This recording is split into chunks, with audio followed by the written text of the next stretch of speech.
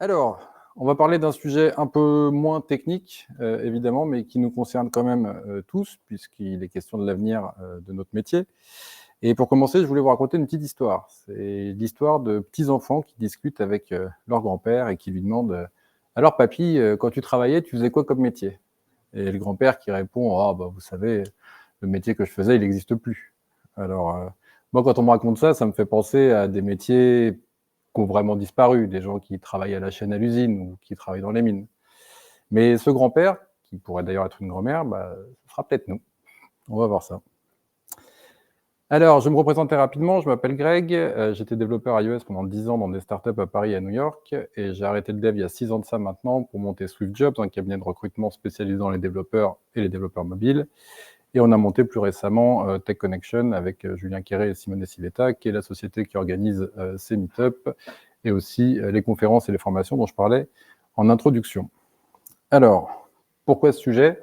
Parce que de par mon activité, je suis en contact régulier avec beaucoup de développeurs.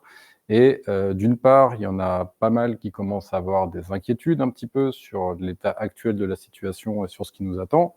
Et puis d'autre part, et c'est presque plus inquiétant, il y en a qui ne s'inquiètent pas. Et ça, c'est pas forcément une très bonne chose.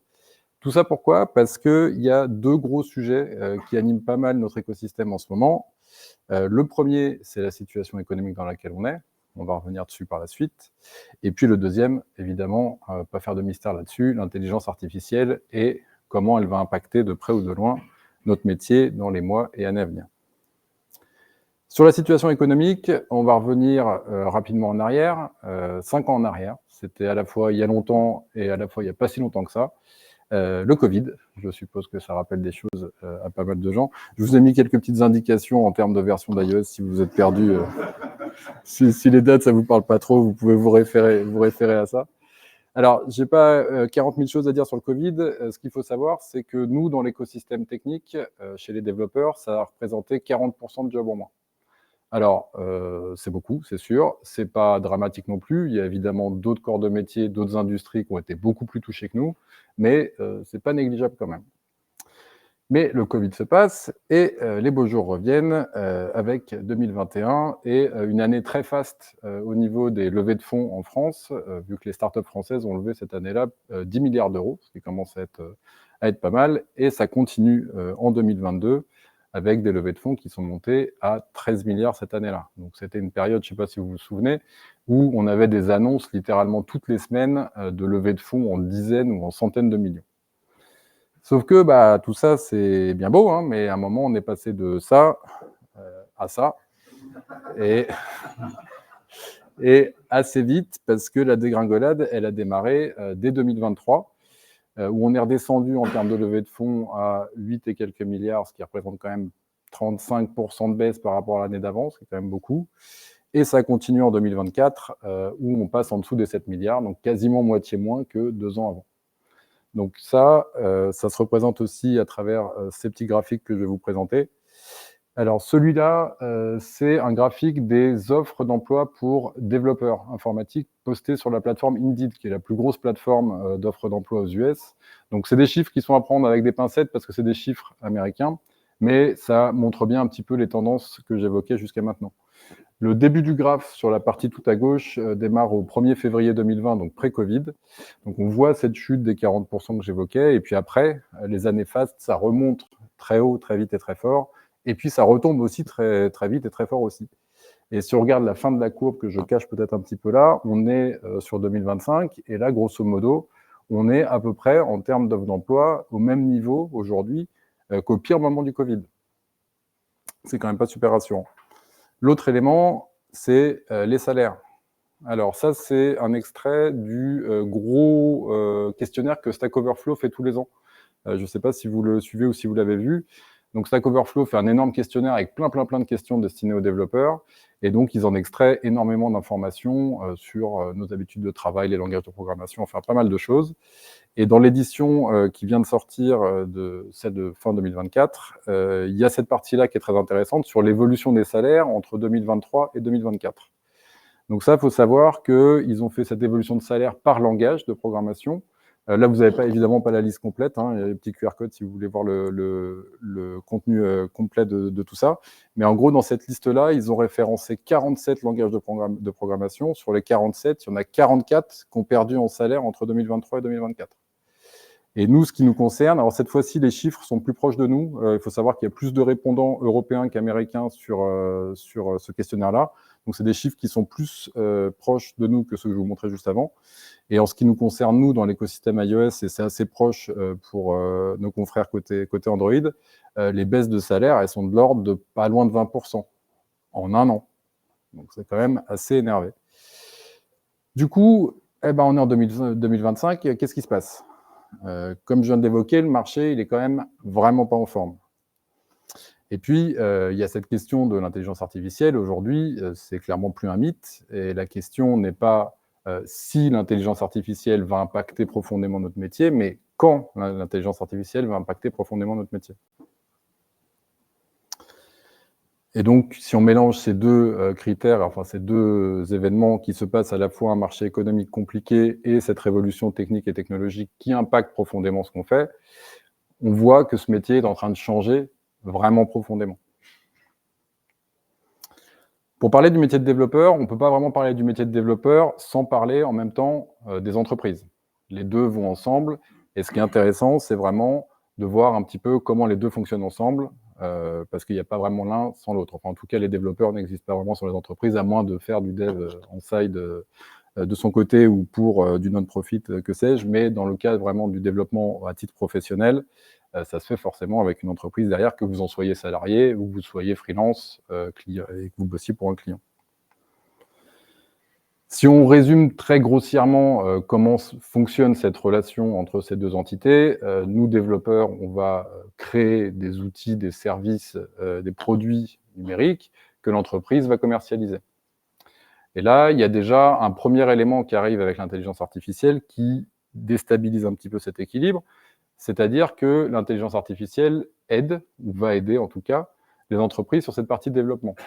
Je vous donne un exemple tout bête. Une entreprise aujourd'hui qui aurait besoin d'une dizaine de développeurs pour créer ses produits, les maintenir, etc., peut-être que demain, après-demain, elle en aurait besoin plus que de 6, 5 ou 4.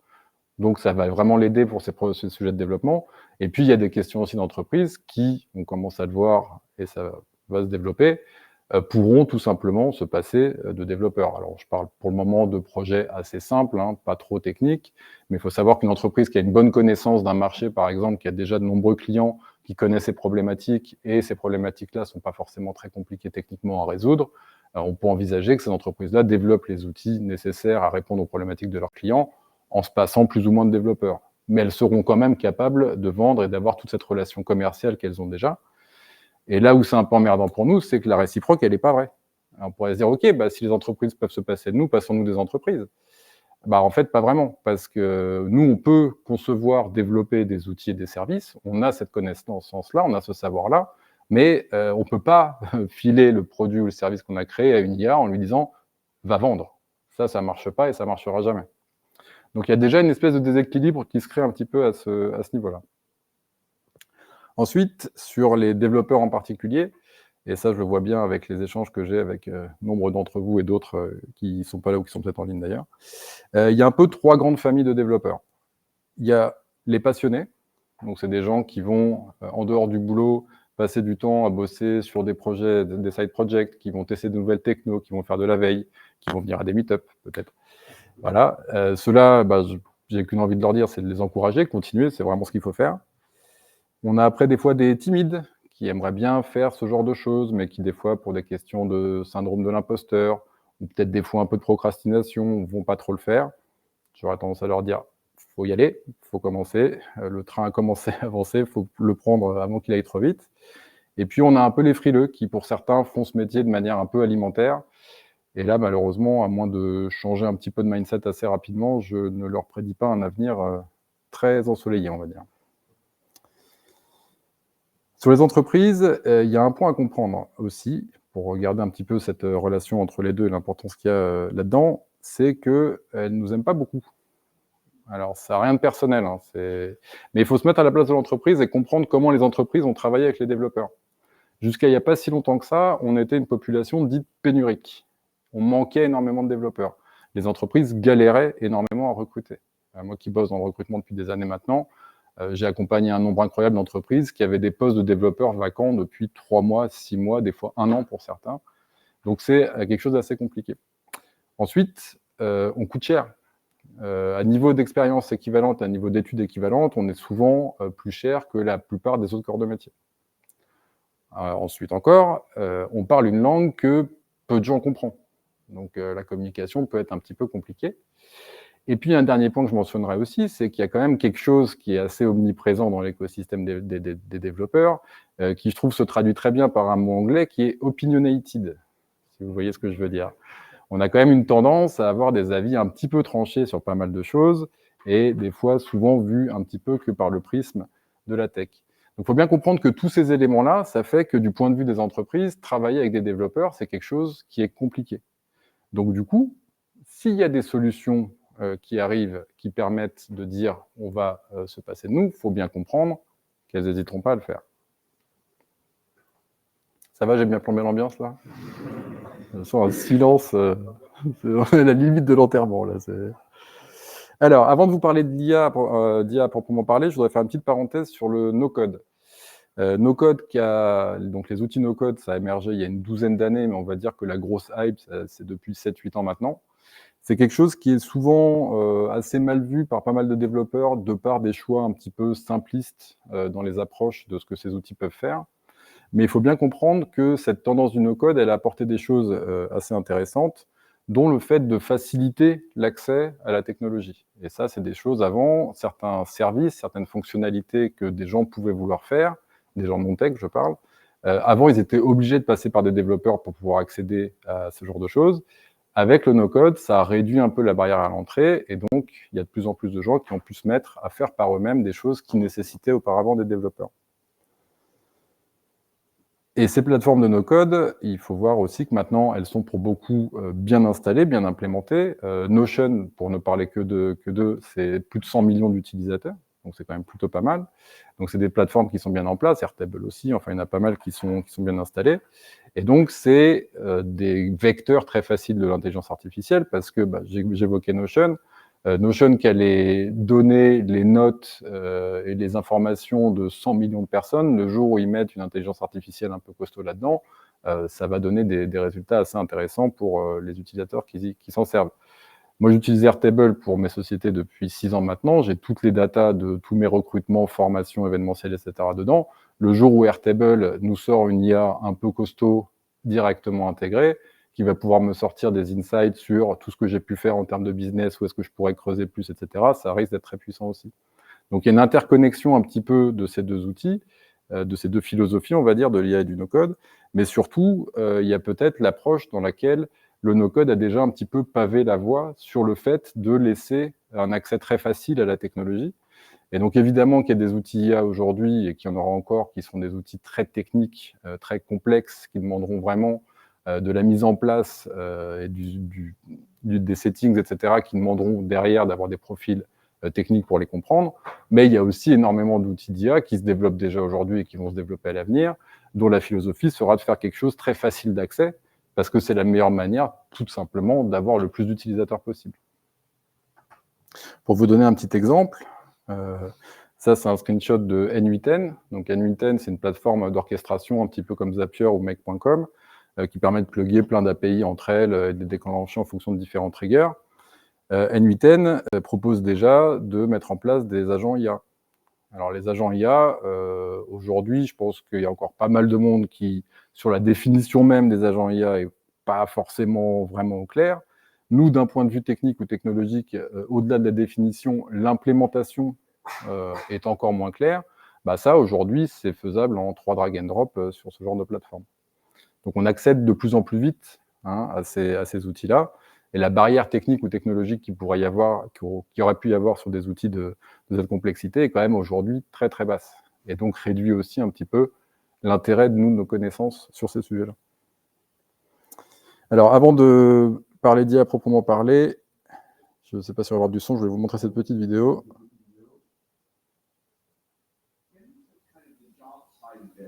I do have a fair amount of concern about this. On one hand, I think comparative advantage is very powerful. If I look at programming, which is one area where AI is making the most progress, what we are finding is we are not far from the world. Like you will be there in 3 to 6 months, where AI is writing 90% of the code. And then in 12 months, we will be in a world where AI is writing essentially all of the code. Alors, ce monsieur... Ouais. Ah oui, c'est moi qui l'ai coupé ici. Effectivement, excusez-moi pour l'écho. Alors, ce monsieur, c'est le CEO de Anthropic. Anthropic, qui est la boîte qui fait le LLM Claude, qui est un des meilleurs pour la génération de code.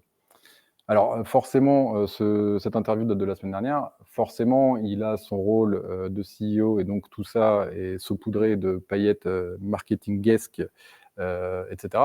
Mais il a aussi une position que nous, on n'a pas, une visibilité que nous, on n'a pas sur ce qu'eux sont capables de faire, et un petit peu l'état de l'art des outils sur lesquels ils bossent. Et ce qui est intéressant à repérer dans ces termes, c'est que pour lui, la révolution, elle ne se compte pas en années, mais en mois. Donc ça, c'est un point à prendre en considération, même si, évidemment, c'est de la prédiction et que c'est très certainement un petit peu embelli, comme ce que font les entreprises quand elles présentent leurs nouveaux produits habituellement. Alors, sur le sujet de l'intelligence artificielle, le premier point que je voulais évoquer, c'est la question de la tech dans l'intelligence artificielle, parce que l'intelligence artificielle, en soi, c'est quand même assez incroyable comme technologie. Ça permet des choses qui sont assez dingues, et les perspectives sont quand même plutôt excitantes à plein d'égards. Et puis surtout, c'est un outil qui peut servir dans plein de domaines différents, pour de la météo, pour la médecine. Il y a des perspectives côté médecine qui sont quand même hyper intéressantes, mais il faut bien voir que le domaine dans lequel l'intelligence artificielle avance le plus, c'est chez nous, c'est dans la tech. Alors pourquoi ? Parce que les modèles sont entraînés sur énormément de code, premièrement. Deuxièmement, les langages de programmation qu'on utilise sont quand même basés sur une forme de logique que l'intelligence artificielle comprend assez bien. Et puis troisièmement, parce que c'est des outils techniques. Et donc du coup, c'est des techs qui ont fait ça, et forcément, les premiers usages et les premiers tests qu'ils vont faire, ils vont les faire dans un domaine qu'ils connaissent bien, à savoir la tech. Donc ce sujet-là de l'IA avance de manière générale très très vite, mais il avance encore plus vite chez nous.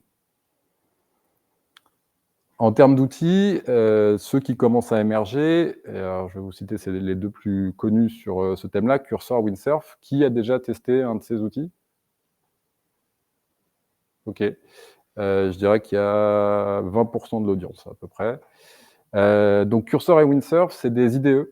Tous les deux, c'est des forks de VS Code, et dans lesquels ils ont rajouté une partie de chat, en fait, et qui permet simplement de taper, de demander à un LLM de générer du code. Donc déjà, avec ces outils-là, on est passé un petit peu à la step d'après des premiers essais qu'on a pu faire, que vous avez très certainement fait, sur l'usage de l'intelligence artificielle avec du code, qui consistait initialement à réfléchir à une petite problématique ou prendre une petite portion de code, aller la foutre dans ChatGPT, lui demander quelque chose, il ressort quelques lignes ou quelques dizaines de lignes de code, on recopie-colle ça dans le bout de code où on voulait tester, on exécute, on teste, et puis ça restait un petit peu là.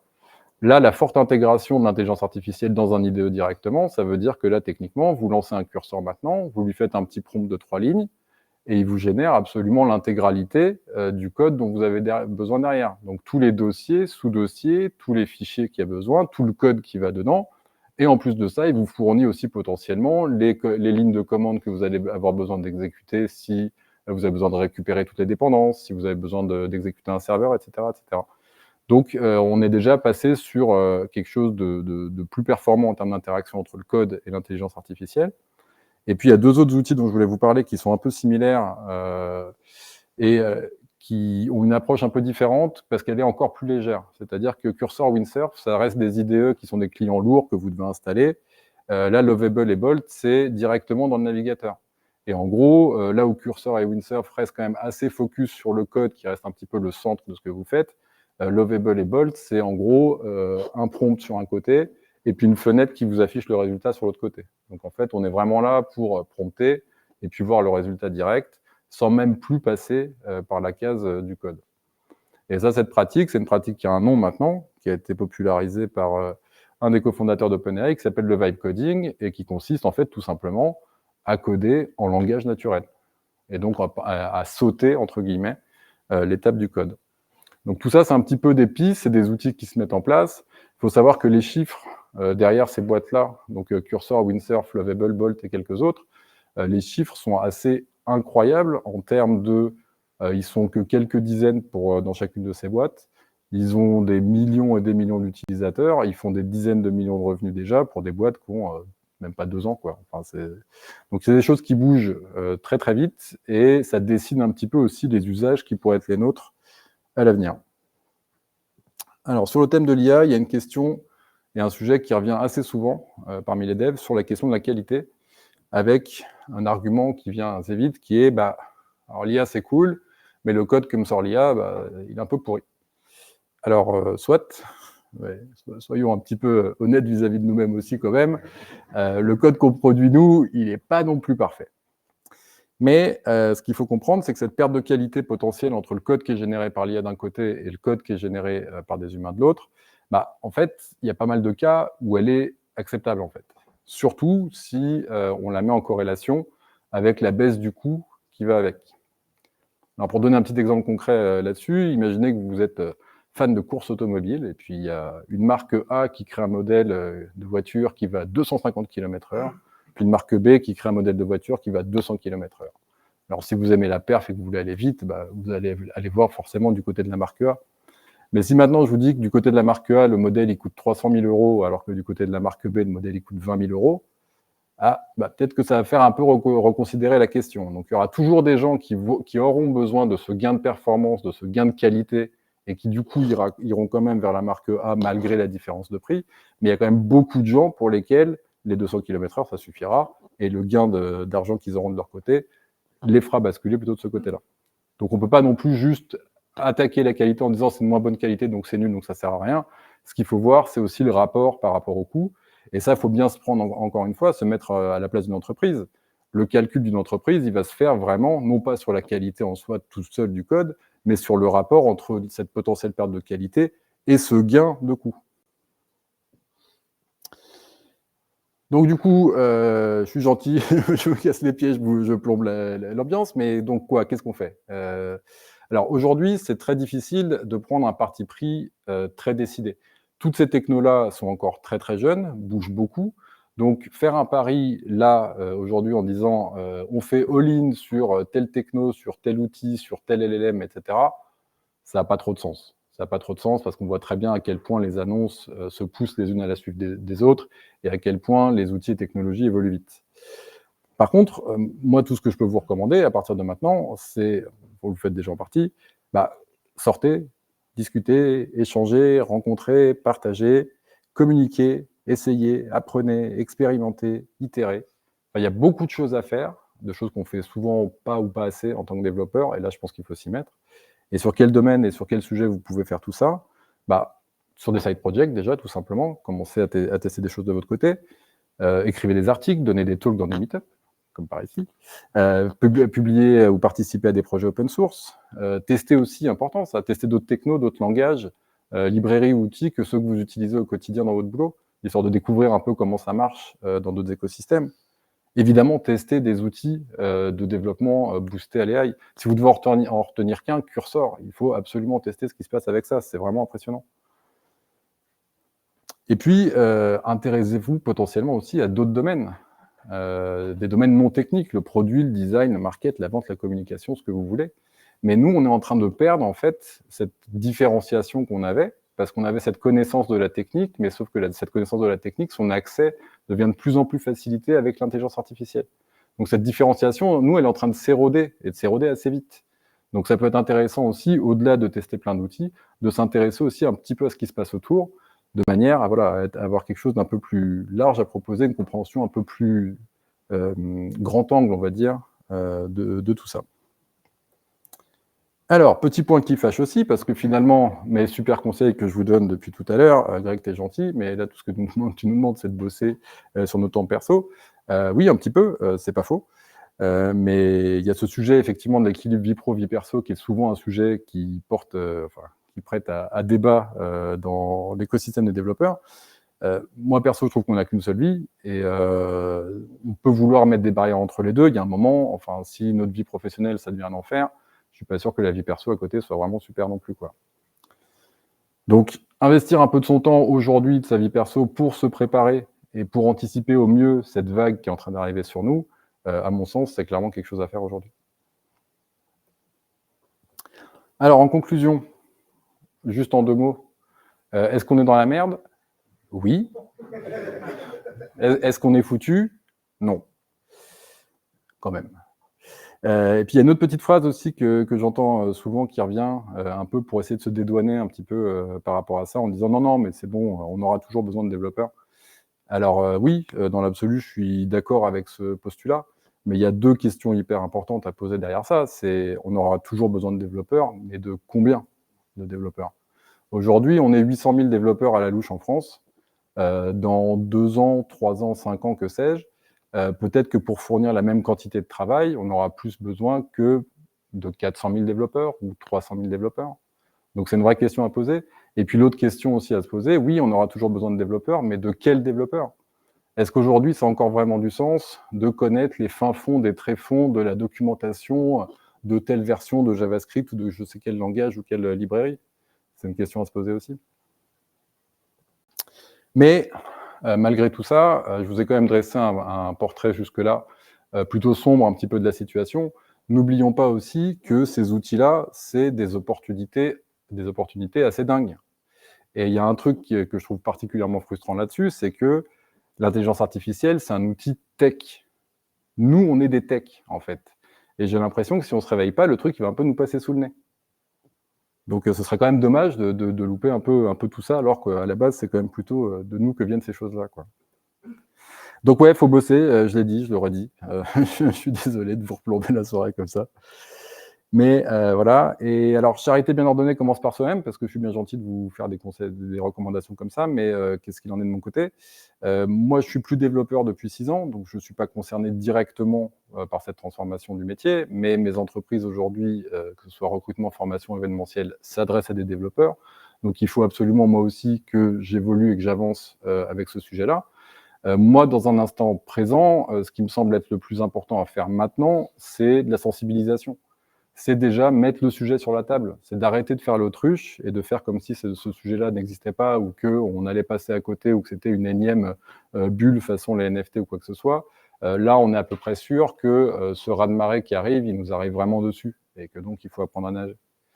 Donc très concrètement, j'en parle déjà devant vous ici maintenant. Je commence à prendre un peu plus la parole sur les réseaux sur ces sujets-là. Et puis surtout, je commence à intervenir en entreprise pour faire de la sensibilisation auprès des équipes de développeurs sur ces sujets-là. Donc s'il y a des boîtes, dans vos boîtes, ça vous semble pertinent que je fasse un petit tour justement pour parler un petit peu de tout ça et puis surtout pour lancer la discussion, parce que c'est vraiment une des choses qui est importante, c'est d'ouvrir le débat. Écoutez, j'ai fait un petit formulaire ici sur lequel vous pouvez me laisser un petit mot. N'hésitez pas aussi si vous avez des questions, commentaires, quoi que ce soit sur cette présentation. Vous pouvez y répondre de manière anonyme aussi si vous voulez me dire que Greg, tu fais chier. Allez-y, n'hésitez pas. C'est vraiment important aussi que je puisse avoir vos feedbacks là-dessus, parce que là, on a besoin aussi un petit peu de se préparer à tout ça tous ensemble, tout simplement. Merci beaucoup.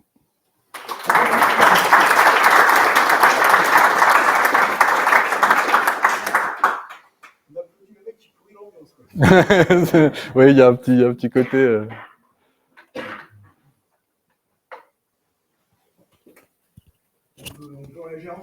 Il y a Mathieu.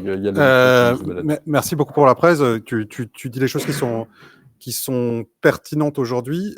Est-ce que tu as déjà eu dans tes interventions des cas au sein d'une entreprise, tu différenciais beaucoup les entreprises qui font du no-code puis de l'IA et les entreprises qui ne le font pas et qui ont des devs. Est-ce qu'il y a des cas en entreprise d'une partie des employés qui commencent à faire du no-code et ça retombe sur les devs derrière qui doivent reprendre le code qui n'est pas forcément maîtrisé? Est-ce que c'est déjà des choses qui existent aujourd'hui? Est-ce qu'il y a déjà des retours d'expérience sur ce genre de problématique un peu shadow IT comme ça? Ouais, alors sur la question du no-code, oui, bien sûr, et tu as cité le terme qui va avec, hein, le shadow IT. Alors pour ceux qui ne connaissent pas, c'est un petit peu cette pratique qui consiste à mettre en place des outils technologiques sans la validation et sans l'accord des services informatiques internes. Alors c'est probablement pas un sujet qu'on doit beaucoup connaître ici dans la pièce, parce que c'est quand même des sujets qui concernent beaucoup plus les grands groupes, les grosses boîtes. C'est des choses qu'on voit un petit peu moins quand même à l'échelle de start-up ou scale-up dans des boîtes dans lesquelles on se compte en centaines ou un petit peu moins du millier. Donc, j'aurais pas forcément de retour très pertinent à te faire là-dessus parce que j'ai pas vraiment investigué le sujet sur l'aspect no-code. Mais c'est vrai que de la même manière que le no-code a mis cette brèche un petit peu du shadow IT et des gens non techniques qui sont arrivés sur ces sujets-là, l'IA ne va faire qu'amplifier finalement ce phénomène. Mais j'ai pas de retour concret malheureusement à te faire sur ce point-là en particulier. Comment ? Ça va peut-être nous redonner du travail. Bah c'est effectivement, oui, c'est effectivement un des arguments qu'on entend souvent, le fait que tout le monde s'y mette maintenant, et puis en fait on réalise à l'horizon 6 mois, 1 an ou 2 que finalement tout le code généré c'est de la merde et il faut à nouveau des développeurs derrière pour réparer tout ça. C'est une piste, hein, c'est aujourd'hui on ne sait pas vraiment, c'est effectivement une piste. Merci Greg. Moi, c'est pas une question, c'est un retour d'expérience qui vaut ce qu'il vaut. En fait, j'ai un ami qui très récemment, il n'est pas du tout développeur. Très récemment, il s'est dit tiens, j'ai une petite idée d'appli, un truc assez basique mais intéressant. Jamais il avait ouvert Xcode de sa vie. Il a trouvé Cursor. Il s'est dit allez, je me lance. Et alors, il avance pas mal. Hein, je vais pas mentir, il avance bien. Ça fait des choses, mais assez régulièrement, il se retrouve bloqué. Et moi, étant dev, bah, je viens derrière, il me dit « Ouais, là, j'arrive pas. » Alors, c'est sur les rules de Firebase, c'est sur le schéma de la DB, c'est sur du code SwiftUI qui marche pas. Donc, en fait, bon, voilà. Peut-être qu'à un moment donné, Cursor et je ne sais quel IA derrière arrivera à faire quelque chose 100% fonctionnel sans que j'ai besoin ou quelqu'un ait besoin d'intervenir. Mais à l'heure actuelle, mon petit retour d'expérience, parce que j'y suis vraiment confronté à l'heure actuelle avec cet ami, c'est que il y a quand même besoin de dev derrière pour reprendre ce qui est généré, parce que bah, en fait, ça marche pas. Il y a des moments où la cohérence, la consistance de la codebase, elle tombe, elle est cassée, parce que l'IA s'y perd aussi un peu sur des choses. Et c'est un projet qui est malgré tout un peu basique, mais déjà un peu gros pour Cursor peut-être. Bien sûr, ouais, voilà. Tout à fait. Hein. C'est évident qu'on est loin de la perfection. Et de toute façon, le point sur lequel je veux bien insister là-dessus, c'est qu'il n'est pas question d'avoir c'est pas un booléen, hein, genre développeur, pas développeur. Enfin, en gros, on disparaît ou on reste là. La question, c'est plutôt justement à quel moment, nous, notre intervention devient pertinente. Et donc, quelle est la quantité de travail que l'IA nous enlève pour nous laisser, entre guillemets, le travail sur lequel, là, pour le coup, notre expérience, etc., va venir en complément. Et c'est très bien, mais qu'est-ce qui va en être vraiment, tu vois, si tu veux, en termes de chiffres. Mais oui, bien sûr, hein, on n'est pas encore sur le truc où tu claques du doigt et ton programme, il tourne complètement très bien, etc. Mais c'est quand même, enfin, je pense que tu peux le reconnaître aussi, que c'est quand même assez bluffant ce qu'il a dû réussir à sortir sans avoir de background technique, tu vois. Ouais. Je ne sais pas s'il y a des questions par là.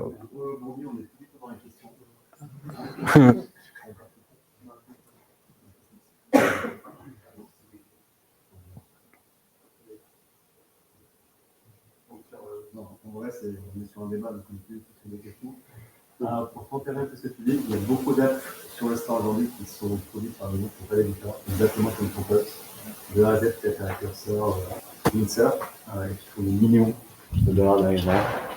Donc c'est possible aujourd'hui. En vrai, c'est pas facile, c'est pas magique. C'était possible déjà il y a 2 ans. Il faut regarder Wingman AI, quelle AI. Ça, c'est des boîtes, ouais, peut-être je dirais au moins 1 an, voire 2 ans. Je pense que la question aujourd'hui, c'est pas est-ce que c'est possible, est-ce que c'est facile, est-ce que ça marche bien, est-ce que c'est la qualité. C'est qu'est-ce que je peux faire avec moi. Comment est-ce que je peux l'utiliser comme un outil, comme l'IDE est un outil, comme la documentation est un outil, en quoi ça améliore ma productivité. Alors ça va être à base de petits pourcentages au début, donc comme tout outil, on va mettre du temps à le maîtriser, l'outil va devenir de plus en plus mature, les best practices vont s'imposer petit à petit. Et la question, c'est pas est-ce que je dois le faire, c'est si je le fais pas, je me ferai remplacer. Tu peux ne pas le faire, mais tu seras largué comme les gens qui faisaient du COBOL, qui ne sont pas mis à jour, ont été remplacés, etc. En fait, c'est vraiment une évolution technologique complètement classique. Il faut juste suivre le mouvement.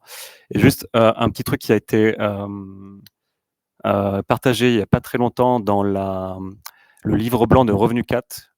Certains d'entre vous l'ont partagé sur le Slack de Sylbaguette. Il y a de plus en plus de boîtes qui passent en cross-platform, et notamment du React qui marche très bien avec les LLM. Et donc, à la fois, ça réduit le nombre de devs parce que du coup, cross-platform, moins dev, et plus le LLM, encore plus. Donc voilà, la tendance ne fait que s'accélérer. Yes, merci Mike.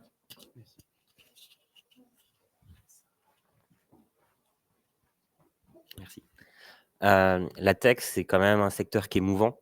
Et en fait, il y avait la relation entre l'entreprise et le dev, mais il y a aussi la relation entre le dev et l'IA, dans le sens où l'IA, son LLM, la façon dont il est entraîné, il est quand même basé sur le travail des développeurs open du code qui est open, du code qui est ouvert.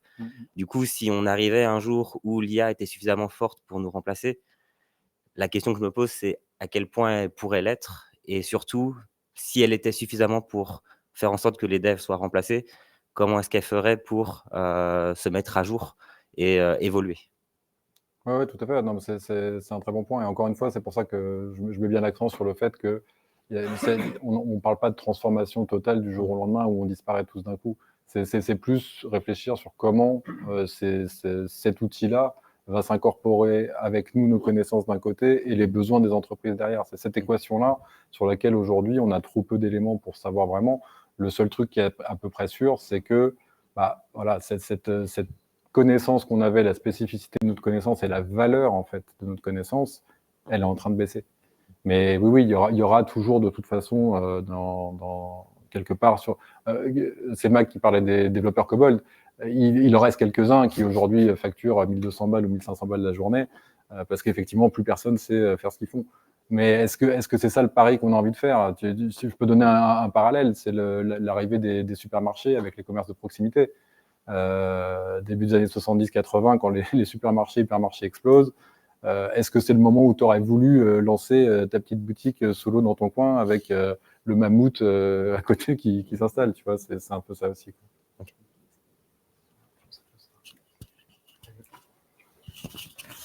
Moi, la question, c'est pas forcément sur. Je sais pas si on m'entend, est-ce qu'il y a des entreprises ou est-ce que tu as une interprétation de pourquoi les entreprises recrutent moins? Est-ce que c'est uniquement lié à l'IA? Est-ce que c'est. Alors, ta présentation était hyper complète, mais j'avoue que j'ai du mal à. Moi, j'y comprends rien en fait. Je comprends pas qu'est-ce qui fait que ça fluctue en ce moment, quoi. C'est une très bonne question. Tu veux rebondir dessus? Ouais. Merci. Moi, j'ai un retour d'expérience par rapport à pas mal de questions qu'il y a eu, notamment la tienne aussi.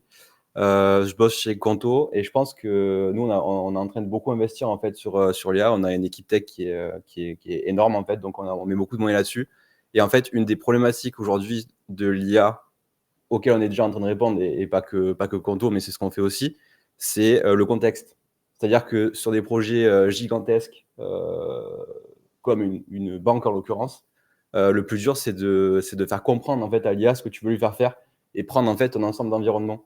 Et on a déjà en fait trouvé des solutions à ça. Aujourd'hui, par exemple, on a des agents, on a des interfaces qui sont déjà connectées à toutes nos codebases, à toutes nos documentations, parce qu'en fait, on a énormément de documentation, notamment beaucoup sur Notion aussi, et les docs API, tout ça, enfin bref. Et en fait, tout ça fait que plus on va lui donner, avec des problématiques de confidentialité, bon ça c'est autre chose, mais c'est géré aussi, plus derrière, en fait, le truc il est autonome.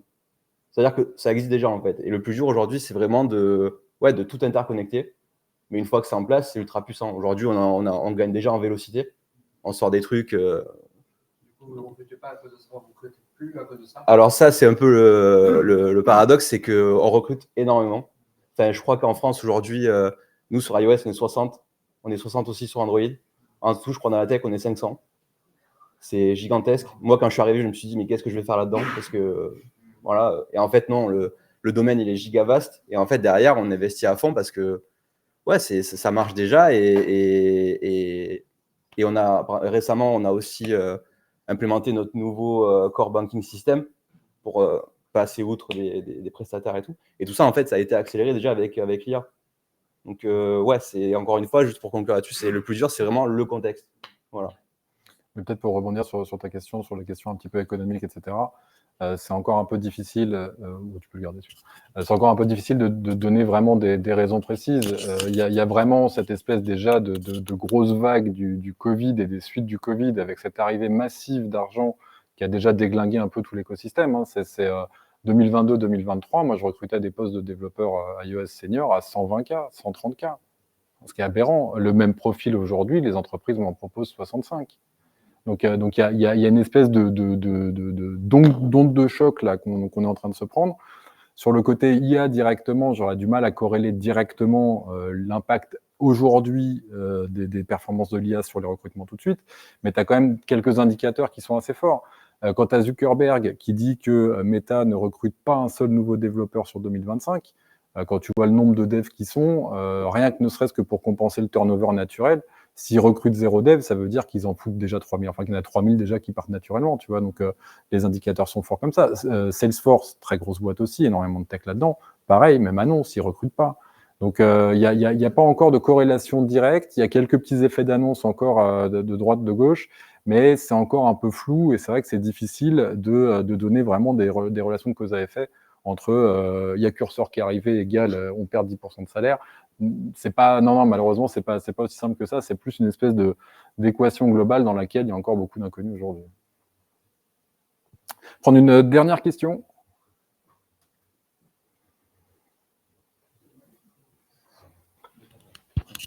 Merci. Moi, je trouve ça intéressant, ce débat. Je voulais me prononcer sur ce qui avait été dit sur la présentation, notamment sur le fait qu'il faut se former. Moi, je suis totalement d'accord avec ça. Je pense que les sujets sur lesquels il faut se former également, c'est justement tous ces sujets par rapport à l'intelligence artificielle et le machine learning. Ce sont les choses que je fais déjà parce que sur l'internet, sur les réseaux sociaux aujourd'hui, beaucoup de gens se prononcent en fait sur les métiers, actuels, parce que c'est plus vraiment des métiers du futur, qui, recrutent vraiment dans le développement. Donc il y a notamment le métier de AI engineer qui est en fait, qui n'est pas, machine learning engineer. Donc c'est-à-dire, c'est pas le mec qui entraîne des modèles, qui a toute cette connaissance mathématique pour faire des prédictions et de l'inférence, mais plutôt les engineers, c'est vraiment ce mec qui va venir faire le middleman en fait entre le LLM et l'application en soi, quoi. Et je pense que, ça peut être en fait un débouché pour certaines personnes qui sont motivées en fait à se lancer dans ces sujets parce que mine de rien, ça reste quand même quelque chose qui est très technique et très passionnant et moi quand j'apprends des trucs comme ça, moi ça me fait plaisir. Ouais, Merci. merci pour ton retour. Effectivement, c'est sûr que c'est des domaines dans lesquels il y a beaucoup de choses à faire. Mais c'est vrai que la question, enfin, en ce qui nous concerne, nous, plus précisément dans cette salle, c'est quid de notre expérience déjà acquise aussi. Tu vois, il y a quelque chose sur l'ordre de la réflexion presque philosophique de comment aussi on peut se servir de cette expérience qu'on a, qui vaut quand même quelque chose, pour l'adapter, la reconvertir, etc. Enfin, ouais, ça reste beaucoup de questions ouvertes. Hein. J'ai malheureusement pas de réponse à beaucoup de tous ces points-là. Merci beaucoup.